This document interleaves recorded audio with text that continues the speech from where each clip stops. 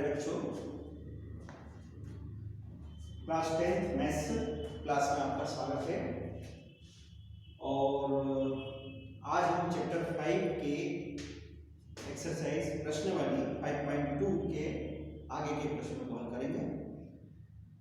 पिछले वीडियो में हमने प्रश्न नंबर 1 से लगा करके प्रश्न नंबर 12 तक के प्रश्नों को हल किया था। उसमें से कुछ प्रश्न हमने हल नहीं किए जो आवश्यक है, जो हमारी परीक्षा के हिसाब से इम्पोर्टेंट है, उन्हीं प्रश्नों को हम हल कर रहे थे। और आज हम इसी प्रश्नवाली के क्वेश्चन नंबर 13, 14, 16, 17 और 18 इन प्रश्नों को हल करेंगे। सबसे पहले आते हैं क्वेश्चन नंबर 13 पे। प्रश्न में दिया गया है कि 3 अंकों वाली कितनी संख्याएं 7 से विभाज्य है। 3 अंकों वाली ऐसी कितनी संख्याएं हैं जो 7 से विभाज्य है, यह हमें बताना है। तो 3 अंकों वाली संख्या, सबसे पहले हमें तो ये सोचना है कि 3 अंकों वाली संख्या क्या होती है। तो हम जानते हैं कि 3 अंकों वाली संख्या 100 से चल करके 99999 यानी कि 999 तक जाती है। ये होती है 3 अंकों की संख्या। अब इन 3 अंकों की संख्या में वो संख्याएं हमें चाहिए जो 7 से विभाज्य है। तो 7 से विभाज्य संख्या को हम कैसे पहचानेंगे? तो 100 से 999 तक में 7 से विभाज्य संख्याएं हम देखेंगे कि जैसे 100 लिया हमने, 7 से विभाज्य है कि नहीं है। तो 7 से हमने विभाज्य करना शुरू करा, 7 एकम 7, 3 बचे, 0 उतारी, 30 आए, 7 चौक 28 होते हैं। अगर हम यहाँ पर 4 28 करके अगर करेंगे इसको हल, तो वो तो संख्या हमारी 2 अंक की बचेगी। कैसे?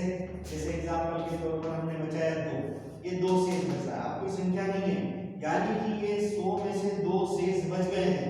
तो हमारे पास में जो 98 है वो 7 से विभाज्य है। आप देख सकते हैं 7 से 7 एकम 7, 2 बचे, 7 चौक 28 है। तो 98 संख्या 7 से विभाज्य है, लेकिन वो तो केवल 2 अंक की है और हमें कितने चाहिए? 3 अंक। तब हम क्या करते हैं कि इसको थोड़ा सा आगे बढ़ा लेते हैं। जैसे हमारे पास में 30 है तो 7 चौक 28 होते हैं, हम 7 बजे 35 कर देते हैं, ये 35 कर दिया। अब आप कहोगे कि इसमें से इसको घटाएं कैसे? तो यही खासियत है, यहाँ पर हमको 35 में से 30 घटाना है तो बचेंगे 5, लेकिन आई के बचेंगे माइनस के 5। अब माइनस के 5 बच रहे हैं, कहने का मतलब है कि यदि 100 में ये 5 और मिला था तो 7 से विभाज्य हो जाएगी संख्या। और कितनी बार विभाज्य होगी? 15 बार। तो 100 में 5 मिलाएंगे तो कितने होंगे? 105। 105 में देख लो आप, 7 एकम 7, 3 बचे, 7 बजे 35 और ये पूरी तरह से विभाज्य है और 3 अंकों की संख्या भी है। तो पहली संख्या क्या होगी आपकी? 105। 3 अंकों वाली 7 से विभाज्य पहली संख्या आ गई आपके पास में 105। अब साथ साथ प्लस करते चले जाओ इसमें, 7 में 1 जो जोड़ेंगे तो इसके आ जाएंगे 7 5 12, 112, फिर 12 7 119, 119। इस तरह से हम आगे की संख्या बता सकते हैं। अब आगे बढ़ते बढ़ते हमें 3 अंकों की संख्या 999 तक जाती है। अब 999 यानी कि आखिरी संख्या क्या होगी 3 अंकों की, उसको देखने के लिए हम क्या करेंगे? फिर से देखें 3 अंकों की संख्या 7 से भाग दिया, 7 एकम 7, बचे 2, 7 चौक 28, बचा 1, ऊपर से उतारे 9, 7 दूनी 14, बचे कितने? 5, ये बच गए। अब ये बचे हैं तो 999 में से 5 को माइनस कर दो, तो 5 को माइनस करेंगे तो 9 9 4, ये आपकी संख्या हो जाएगी जो 7 से विभाज्य है। तो इस प्रकार से हमने 3 अंकों की ऐसी संख्याएं जो 7 से विभाज्य है वो निकाली। अब ये तो निकाली, लेकिन हमें ये बताना है कि 3 अंकों की संख्याएं कितनी है जो 7 से विभाज्य है। तो कितनी संख्या है वो निकालने के लिए अब हम यहाँ पे बढ़ेंगे। a बराबर हमारे पास में 105 यानी कि प्रथम पद 105 है। d बराबर सारांतर 112 माइनस 105 और यह हमें मालूम ही है क्योंकि साथ साथ बढ़ा है। तो d बराबर 112 माइनस 105 कितने हो गए? 7 के। और 994 जो है वो अंतिम पद है और उसको हम बोलेंगे l। l बराबर ये हो गया। हमें पदों की संख्या बतानी है, तो पदों की संख्या का फार्मूला आपको पता है, an बराबर a plus n minus 1 into d, ये पता है। हम मान रख देंगे, a n की जगह अंतिम पद लिख देंगे l आपके पास में 994, a का मान आपके पास में 105 प्लस n हमें पता नहीं है, पदों की संख्या बतानी है, n माइनस 1 d का मान आपके पास में 7 है। 994 is equal to 105 plus 7n minus 7, multiply कर दिया, n का 7 से, n का 1 से, 7 में से 105 में से 7 को माइनस कर दीजिए, माइनस करा हमने तो आपके पास मिल जाएंगे 98 प्लस 7n, पक्षांतर कर देते हैं तो 994 minus 98 is equal to 7n। अब 994 में से 98 को माइनस कर देते हैं तो कितने आएंगे आपके पास में, ये हम उल्टा करके देख सकते हैं।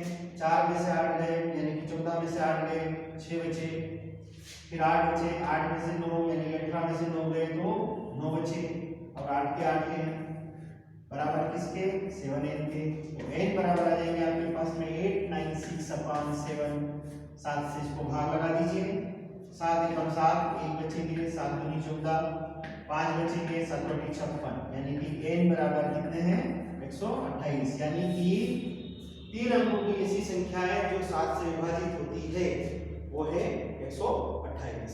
तो हम लिख देंगे कि वो संख्या है 128। तो इस प्रकार से हमने ये प्रश्न नंबर 13 करा है। इसी प्रकार का एक प्रश्न और है, वो आपका है 14। 10 और 250 के बीच में 4 के कितने गुणज है, इसमें ये पूछ लिया है। उसमें पहले वाले में 13 वाले प्रश्न में पूछा था कि 7 से विभाज्य है, और इसमें पूछ लिया है कि 4 के गुणज है। और कहां से शुरू करा उन्होंने, 10 से लगा करके 250 तक। तो हम देखते हैं कि अगली संख्या, अगला प्रश्न किस प्रकार से होता है। मैं थोड़ा सा शुरुआत कर दूंगा, बाकी आपको करना है ये पूरा प्रश्न।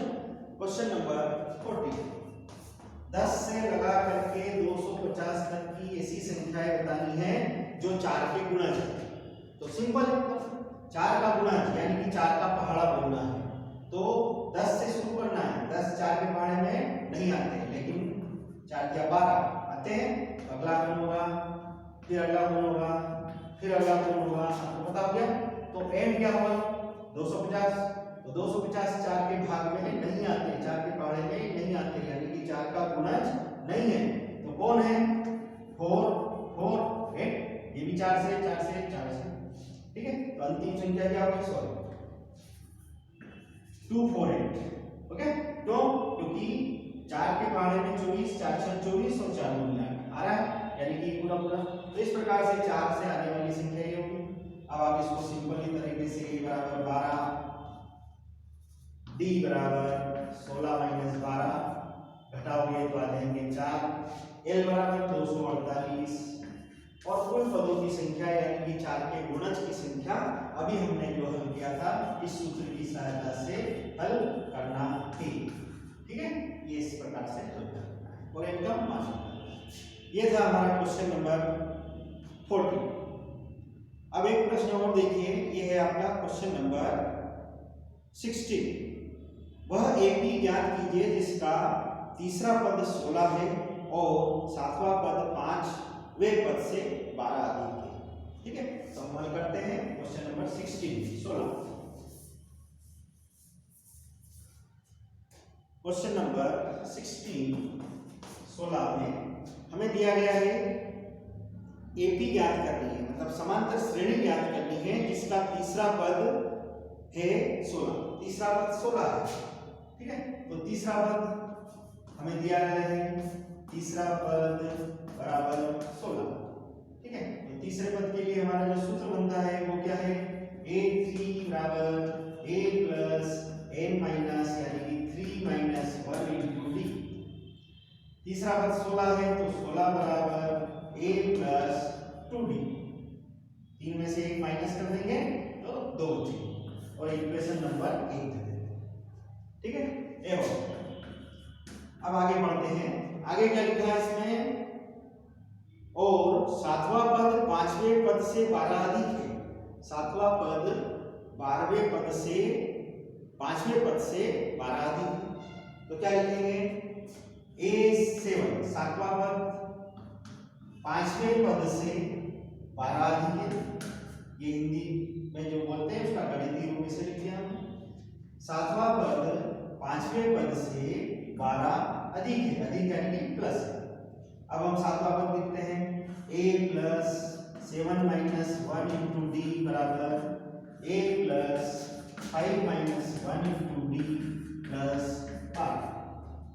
ए से काट दो, 7 में से 1 घटाएंगे तो 6 बचेंगे, इधर 5 में से 1 घटाएंगे तो 4 बचेंगे प्लस 12। अब छांतर कर देंगे 6d minus 4d is equal to 12।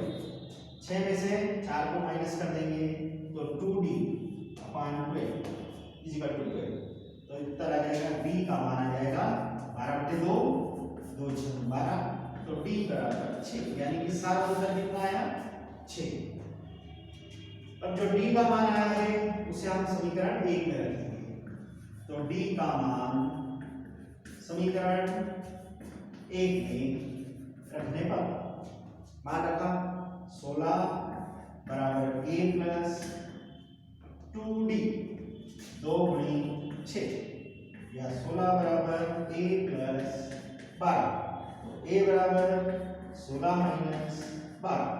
a का मान आ जाएंगे आपके पास में 4।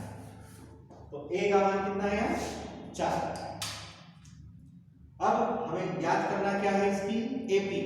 एपी यानी कि समांतर श्रेणी।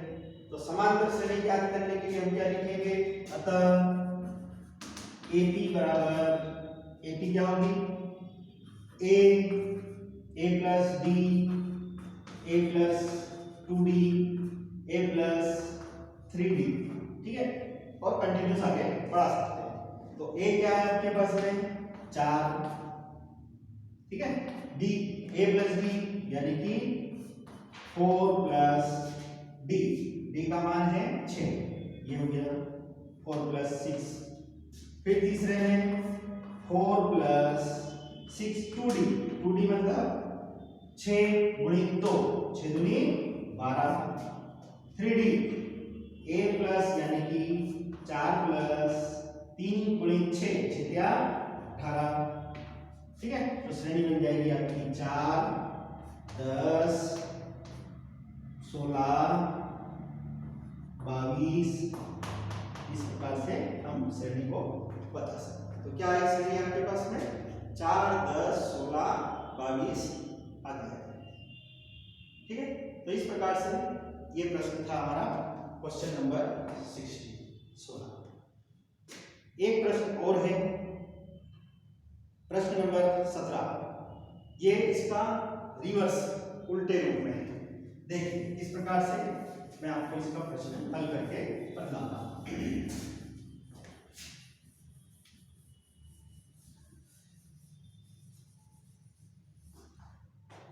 लिखा है प्रश्न एपी 3 8 13 और लास्ट है 253 में अंतिम पद से 20वां पद ज्ञात कीजिए। अंत से 20वां पद हमें याद करना है।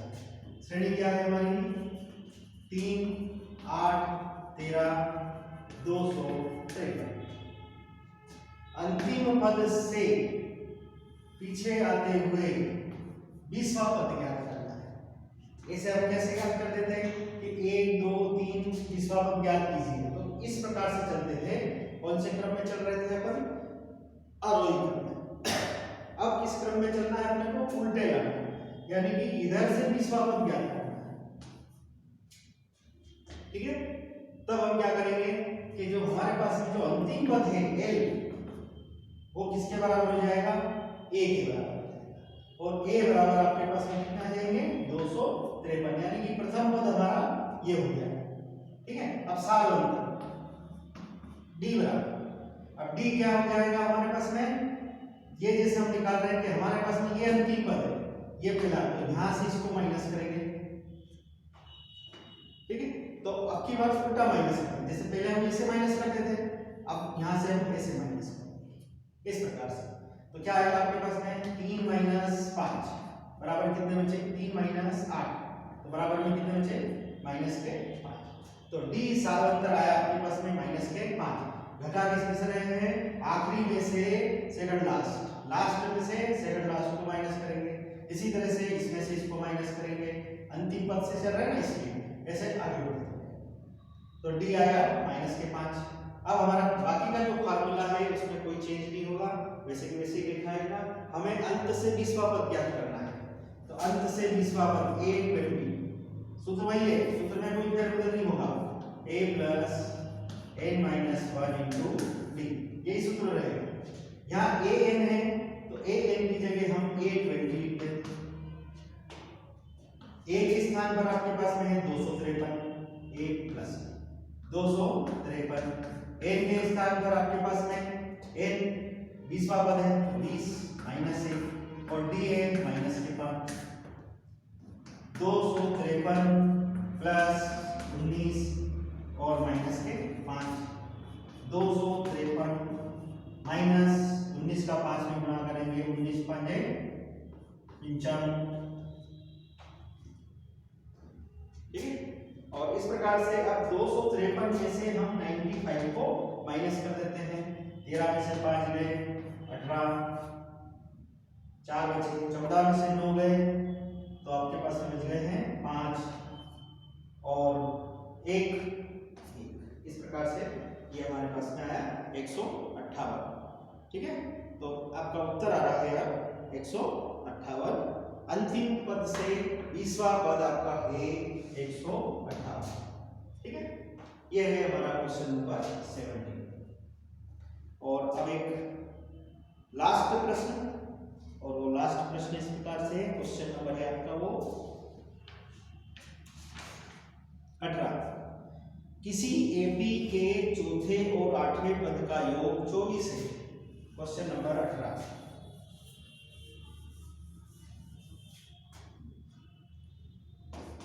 किसी एपी के चौथे और आठवें पदों का योग 24 है।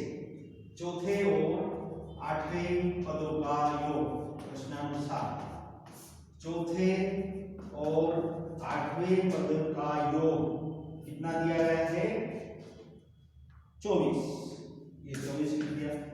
अब इसको हल कर लेते हैं। चौथा पद a plus 4 minus 1 into D, आठवां पद a plus 8 minus 1 into D बराबर 24, a प्लस 3d,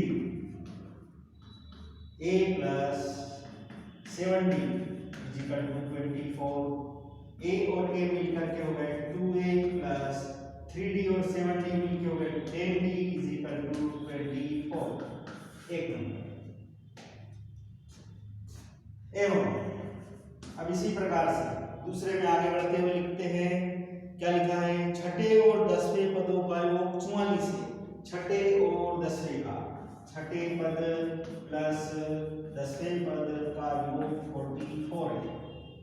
तो इसी प्रकार से इसको भी लिख देते हैं, a plus 5d plus a plus 9d is equal to 44। इसको आपको ऐसे करके देखोगे तो जैसे यहाँ 4 था तो 3 आया, तो यहाँ पे जैसे 6 है तो 5 आया, यहाँ 8 था तो 7 आया, तो यहाँ पे 10 था तो 9 आया। 2d प्लस 5 और 9 14, 14d 2a plus 14d is equal to 44। ये है आपकी समीकरण नंबर 2। अब समीकरण 1 और 2 को, समीकरण 1 में से 2 को घटाने पर या 2 में से 1 को घटाने पर, समीकरण 2 में से